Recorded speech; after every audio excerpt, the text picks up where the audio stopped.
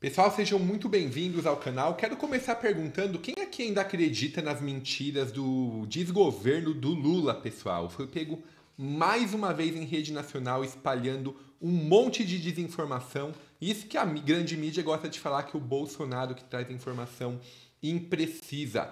Não é inadmissível, eu vou trazer um boletim aqui recheado de informações do que a mídia passa um pano, não dá a menor importância. A gente vê a primeira página, falam de Braga Neto, Bolsonaro, quando tem uma tempestade de informações acontecendo. Inclusive, em relação à saúde do Lula, que a mídia já está falando que ele está bem, querendo passar um pano aí para o desgoverno do Lula, mas a situação pode ser mais complicada do que parece. Então fique até o final desse vídeo para entender tudo que a gente vai passar. Falaremos também um pouco sobre mais decisões absurdas na justiça e um pouco sobre a Argentina também, que diferentemente do Brasil, vem conseguindo contornar a crise com o governo de direita. Então já te convido a se inscrever no canal e bora lá para o que interessa. Começando aqui, ó, parece que a justiça não tem o que fazer. Justiça manda a Prefeitura de São Paulo mudar nomes de ruas e espaços ligados à ditadura militar. Então, pessoal, isso aqui nada mais é do que mais uma ação do governo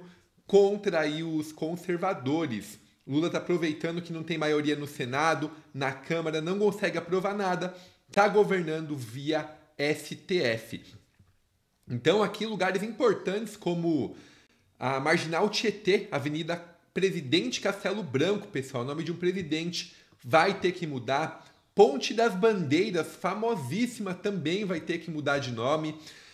Rua 31 de Março, na Zona Sul, e muitas outras aqui. 11 ruas vão ter que mudar. O crematório municipal de Vila Alpina. A gente percebe aí que quando é para soltar José Dirceu, os irmãos Batista, fala que o Moro foi parcial e tá tudo bem, soltou todo mundo. Agora, o Moraes pode ser juiz e vítima no mesmo caso.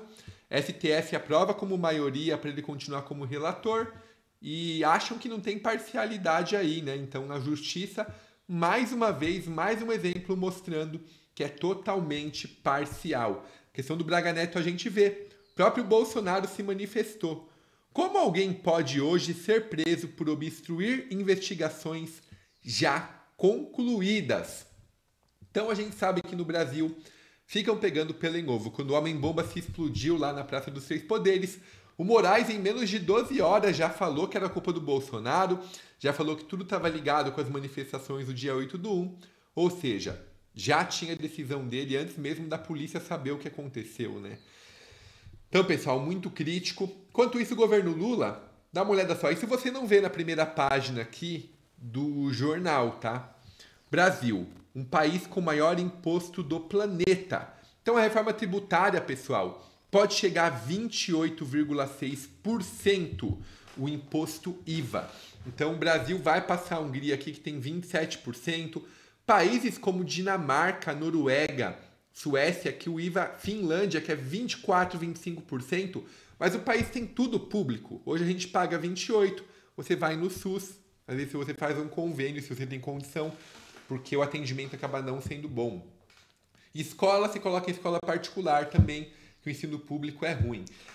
Mesmo assim, a gente paga 28% de imposto, vai ser a alíquota. Países similares ao Brasil, por exemplo, como o México, está em 16%.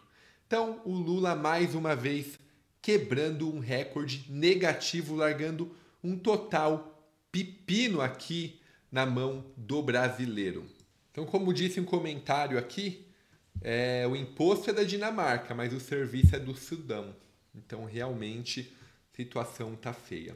E o Lula na Globo, pessoal, foi chamado para uma entrevista aí depois que ele saiu do hospital e falou sobre Lava Jato, sobre alta dos juros. Ele acha que esse juros alto não é culpa do governo dele, não é culpa do déficit de mais de 100 bilhões que o governo já está acumulado agora em 2024. Ele acha que a culpa é do mercado, sempre terceiriza a culpa. Se você gasta mais do que ganha, algo está errado. Ele fala que a culpa não é dele. Apresentou um pacote fiscal totalmente pífio. Em vez de apresentar melhorias, deu até mais isenção de imposto para quem quer equilibrar as contas. É o caminho contrário. Então, governo Lula novamente na contramão, pessoal. A gente vê aqui falando sobre Lava Jato. Ele falando que o Braga Neto tem direito de se defender e jogou que o Moro foi parcial, falou um monte de groselha, desmerecendo a Lava Jato, que devolveu bilhões de reais para os cofres públicos. E, inclusive, a Gleice Hoffmann, né, do PT, fala: 1 bilhão é pouco. Então, na visão do PT, roubar aí 1 bilhão, 6 bilhões, 10 bilhões é pouco perto do que o país produz, né? Um pouco tem que ficar com os companheiros. Deixa aí sua opinião a respeito disso. Quanto isso, pessoal, o Lula, ele pode repetir aqui o que foi a Argentina, saiu essa matéria do Estadão, falando um pouco, mas a diferença é que hoje a Argentina está no caminho de controle de inflação, enquanto o Brasil aqui, dólar a R$6, pacote fiscal pífio, inflação está nas alturas e a gente está aqui, conforme um banqueiro que foi entrevistado, na beira do abismo, na direção, estamos com o carro sem freio, na direção do abismo, devido a esse descontrole econômico do Lula. O próprio Lula, que tem aí, pessoal, agora dia 19, uma nova consulta no médico, então tem gente falando que tá tudo bem, ele vai fazer um novo exame para verificar a real condição dele. Então, pessoal, provavelmente o Lula no ano que vem a gente vai ver ele cada vez mais afastado do poder.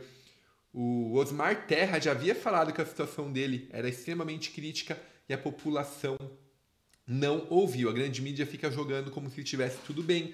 A gente vê o Lula sem condição nenhuma de governar. Uma teoria que eu tenho, tá? O Lula ele já tá velho. Ele não vai participar da eleição de 2026, que ele sabe que vai perder. Ele não vai querer aí... Caso ele chegue até lá, né? Ele não vai querer se manchar. E de outra maneira ele fala, eu vou gastar. Que se exploda, eu vou falar que eu queria um monte de programa. Quem assumir depois, que dê um jeito de controlar a inflação, tudo não estourando no meu governo, eu deixando a conta para o governo seguinte.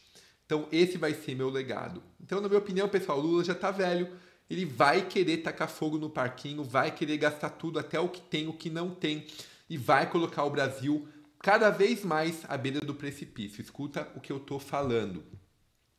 Enquanto isso, na Argentina, Javier Milei, ele recebeu a cidadania italiana durante a visita a Roma. Então, a Giorgia Meloni é a primeira-ministra da Itália e ela vê cada vez mais os exemplos de boa gestão que a direita vem tomando.